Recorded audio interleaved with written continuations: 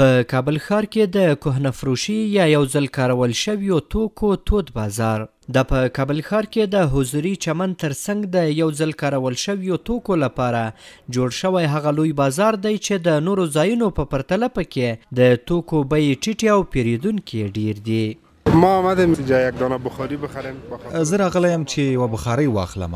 ژمی دی، هوا یخه ده، کار روزګار نشته. په دې هټۍ کې د بخارۍ د اخیستو توان نه لرو.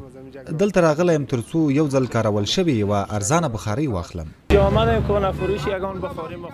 دلته راغلم دې کهنه فروشۍ ته څه نه څه د کور وسایل لکه چرې بخارۍ چې ارزانه دي واخلم. نسبت بازار ته دلته شی ارزانه پیدا کیږي. که په مغازه کې یو شی په 2000 افغانۍ وي، دلته په 2000 2500 یا په 3000 افغانۍ پیدا کیږي. په دې خاطر دا ځای ښه دی نسبت هغو ته. د دغه بازار هټیوال وایي چې د خلکو اقتصادي وضعیت ښه نه دی او هر څوک کوښښ کوي چې دغه بازار ته راشي او خپل اړین توکي له همدې ځایه په ارزانه بیه ترلاسه کړي.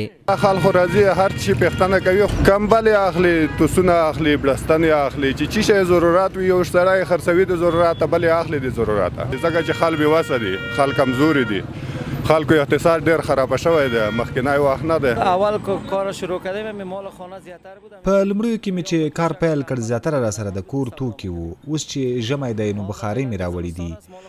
خپله مې په 15000 افغانۍ بخارۍ راوړي دي. دلته یې په 15500 یا 15300 افغانۍ پلورم. د یو ځل کارول شوي توکو بازار دی، ځکه شیان په کمه بیه پلورو. هټیوال وایي چې په دې وروستیو کې ډیری کډوال هیواد ته راستانه شوي. دا چې د هغوی اقتصادي وضعیت ښه نه دی نو دا یو ځل کارول شوي توکي د دوی لپاره ډیر مناسب دي او بیه یې هم ښه ده. دلته خو د هر څه چې میلاویږي که نه د بازار د نه وي ښه یو شی هلته وروره په 1000 روپۍ ده نو دلته په 300 میلاویږي. دومره ارزاني پکې شته دلته. والا ډیر دی خو د پاکستان نه د مهاجران راغلي دي پوه شوې که نه، هغې هم ډېره خریداري کوي، راځي سامانونه پاکستان کې ته پاتې شوي دي دلته راځي وروره کاسې، چمچې، لوښي، یو شی بل شی، کمپل، بلستنې دا سامانونه موږ نخلي. دای کونه فروشی 66 کپاس لالا جان. په دې یو ځل کارول شوو توکو بازار کې 6 هټۍ دي. دا بازار شاوخوا 2 کاله وړاندې جوړ شوی. دلته چې هر شی وغواړي پیدا کیږي. خلک غریب دي، خپله مزدوري کوي. دې بازار کې د کور سامانونو توکي ښه پلورل کیږي. خلک ډیر د کور توکي پیري. بازار یې بیخي ښه دی.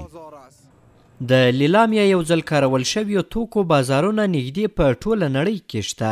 دغه ډول بازارونه د هغه کسانو لپاره یو ښه فرصت دی چې د نویو یا هم ګرانبیه توکو د اخیستلو توان نه لري، ځکه هم پکې ښه او مناسب توکي پیدا کیږي او هم یې بیه د دوی د وس خبره وي.